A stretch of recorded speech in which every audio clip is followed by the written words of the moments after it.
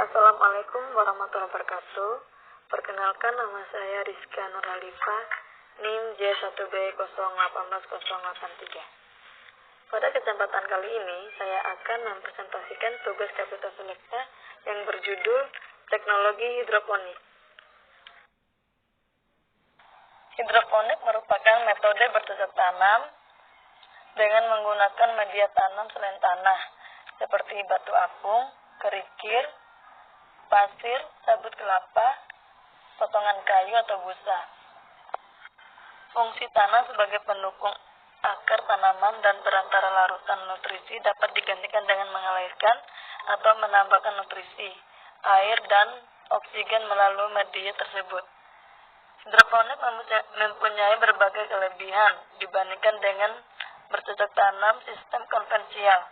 Antara lain adalah tidak menuntut lahan yang luas sehingga mungkin diterapkan oleh masyarakat perkotaan dengan persediaan lahan kosong yang terbatas. Inti dari teknologi hidroponik adalah pemberian larutan hara sebagai sumber makanan bagi tanaman di zona perakaran, di mana tanaman tersebut ditanam pada media tertentu dengan menggunakan air sebagai pengganti tanah. Larutan hara yang diberikan berupa nutrisi A, yaitu kalsium, kalium, nitrogen, dan zat besi. Dan nutrisi B yaitu kalium, nitrogen, fosfor, magnesium, sulfur, mangan, seng, tembaga, molibdenum, dan boron yang dibutuhkan tanaman. Teknik budidaya menggunakan larutan nutrisi dan oksigen yang mengalir ke tumbuhan sebagai pengganti tanah. Hidroponik dapat dikerjakan sepanjang tahun terlepas dari musim. Beberapa penelitian tentang hidroponik telah dilakukan. Salah satunya yang merupakan kontrol otomatis konduktivitas listrik dan pH menggunakan logika Fuji. Salah satu jenis hidroponik adalah nutrient film teknik atau NVT. Hidroponik jenis ini menggunakan larutan nutrisi untuk mengairi ke area akar tanaman secara langsung. Nutrisi ini solusi sangat penting untuk keberhasilan budidaya hidroponik. Dalam hidroponik NVT, lapisan tipis larutan 1-3 mm adalah dipompa dan dialirkan ke akar tanaman secara terus-menerus. Sirkulasi larutan nutrisi ini dapat digunakan terus-menerus selama beberapa hari, sesuai dengan kebutuhan tanaman, oleh Masuma DKK 2018. Salah satu contoh dari penggunaan ini adalah pemberian kulkisin pada tanaman pakcoy secara hidroponik dengan menggunakan sistem NVT.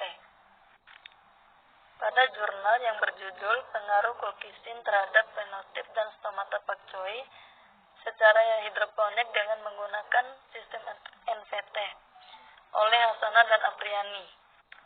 Kulkisin adalah senyawa alkaloid beracun yang menyebabkan poliploidi pada tanaman sehingga menghasilkan individu. Hasil penelitian menunjukkan bahwa pemberian kulkisin dapat mempengaruhi beberapa sifat fenotip dan stomata tanaman pakcoy, seperti jumlah daun, tinggi tanaman, berat basah, berat kering, luas daun, dan stomata panjang dan lebar. Pada pengamatan fenotip, pemberian kulkisin memiliki pengaruh yang signifikan berpengaruh pada perubahan fenotip. Rata-rata jumlah daun, berat basah, berat kering, luas daun, dan tinggi tanaman dikontrol tertinggi dibandingkan dengan semua perawatan. Sedangkan pengobatan kulkisin di setiap tanaman memiliki perbedaan menanggapi.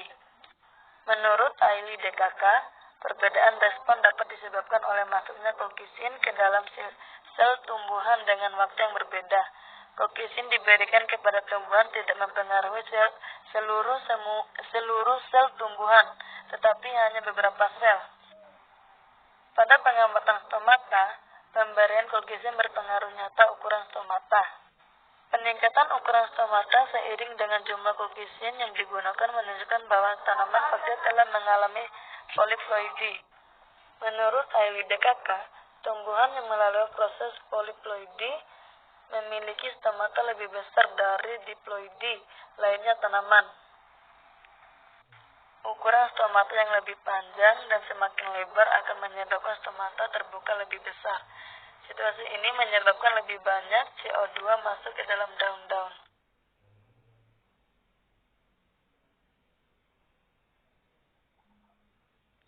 Terima kasih atas perhatiannya. Sekian presentasi yang saya sampaikan. Lebih dan kurangnya saya mohon maaf. Assalamualaikum warahmatullahi wabarakatuh.